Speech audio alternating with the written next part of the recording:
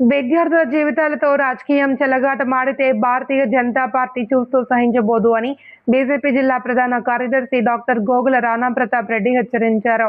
దేశ భవిష్యత్ సమగ్రత, సార్వభౌమత్వాన్ని దెబ్బతీసేందుకు విదేశీ శక్తులతో కుమ్మక్కై దేశంలో అలజడి సృష్టించేందుకు విపక్ష పార్టీలు కుట్రపూరితంగా వ్యవహరిస్తున్నాయని ఆయన ఆరోపించారు.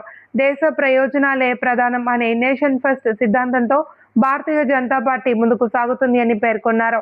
విద్యార్థుల భవిష్యత్తుతో రాజకీయాలు చేయడం ఏమాత్రం సమంజసం కాదు అని, యువత సంక్షేమం, దేశాభివృద్ధి కోసం బీజేపీ నిరంతరం కట్టుబడి పనిచేస్తుంది అని ఆయన స్పష్టం చేశారు. దేశ ప్రయోజనాలకు విఘాతం కలిగించే శక్తులకు బీజేపీ ఎన్నటికీ భయపడదు అని ఆయన అన్నారు.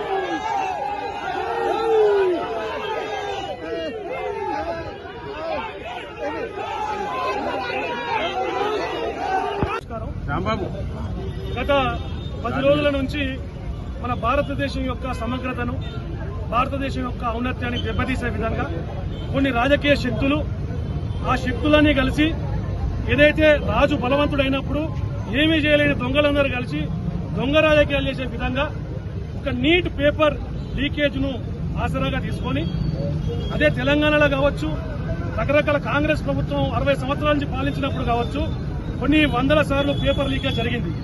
అయినా కానీ ఈనాడు నరేంద్ర మోడీ గారి సుపరిపాలనను వాళ్ళు క్వశ్చన్ చేసే విధంగా, వాళ్ళు ఏం చేయాలో అర్థం కాక వాళ్ళందరూ కలిసి నీట్ పేపర్ లీకేజ్ను ఆసరాగా తీసుకుని జంతర్ మంతర్ దగ్గర వాళ్ళ విద్యార్థులు కాదు, నీట్ అనే పదానికి స్పెల్లింగ్ తెలియని వాళ్ళు, మరి దాని అబ్రివేషన్ తెలియని వాళ్ళు, ఆ ఎగ్జామ్ లో పార్టిసిపేట్ చేయని వాళ్ళు, దేశద్రోహులు, రకరకాల పార్టీల రాజకీయ నాయకులు ఆ జంతర్ మంతర్ను ఒక రాజకీయ వేదికగా ఆ పిలగాలు చేసే కొంతమంది పిలగాలు చేసే ధర్నాను ఆసరాగా తీసుకొని ఈనాడు నరేంద్ర మోడీ గారికి చెడ్డ పేరు తీసుకొచ్చే విధంగా భారతదేశానికి మిగతా దేశాలు, వివిధ దేశాల కౌన్సిల్స్ ఉంటాయి అక్కడ ఢిల్లీలో, వాళ్ళందరి ముందు భారతదేశాన్ని తక్కువ చేసి చూపెట్టడానికి ఎవరైతే మరి పదవి కాంక్షతోటి పిచ్చో లెక్క తిరుగుతాడో, ఆయన ఎక్కడ కాలు పెడితే అక్కడ భస్మం అవుతుందో కాంగ్రెస్ పార్టీ నాయకుడు రాహుల్ గాంధీ గారు మరి ఆ జంతర్ మంతర్ దగ్గర ఉన్న ఆ సన్నివేశాన్ని ఉపయోగించుకొని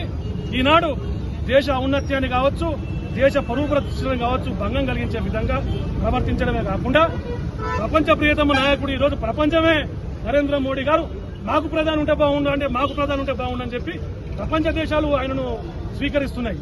మరి రాహుల్ గాంధీ గారికి ఆయన పదవికాంక్షతోటి ఈనాడు దేశ ఔన్నత్యాన్ని, దేశం పేరు ప్రతిష్టలను దెబ్బతీసే విధంగా పాకిస్తాన్ జెండా ఎందుకు వస్తుందండి అక్కడ జంతర్ మంతర్ దగ్గర?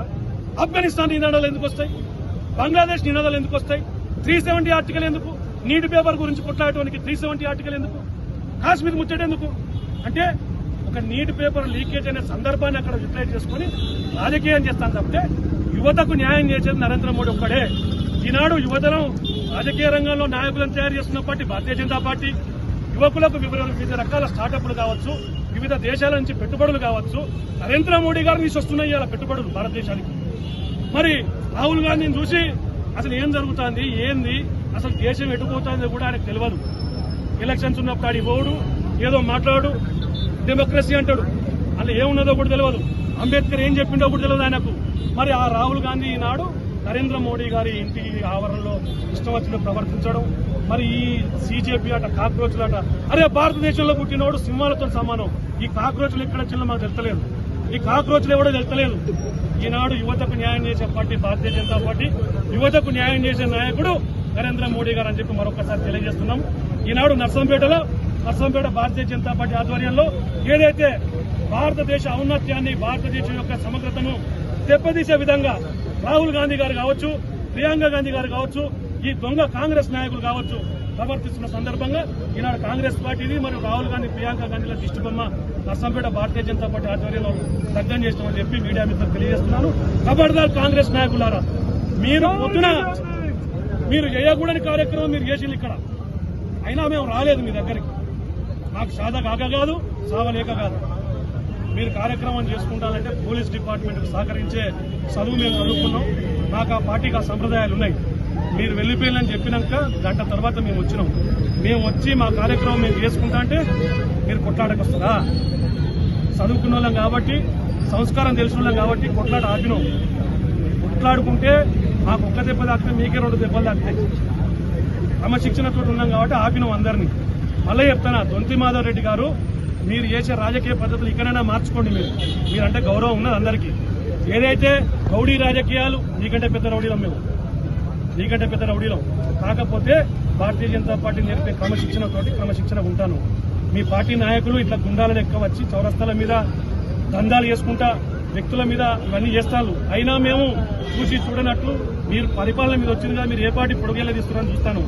ఈ రకంగా వస్తే మేము కూడా మీ క్యాంప్ ఆఫీసుల మీదకి, మీ ఇళ్ల మీదకి రావాల్సి వస్తుందని చెప్పి తెలియజేస్తాం.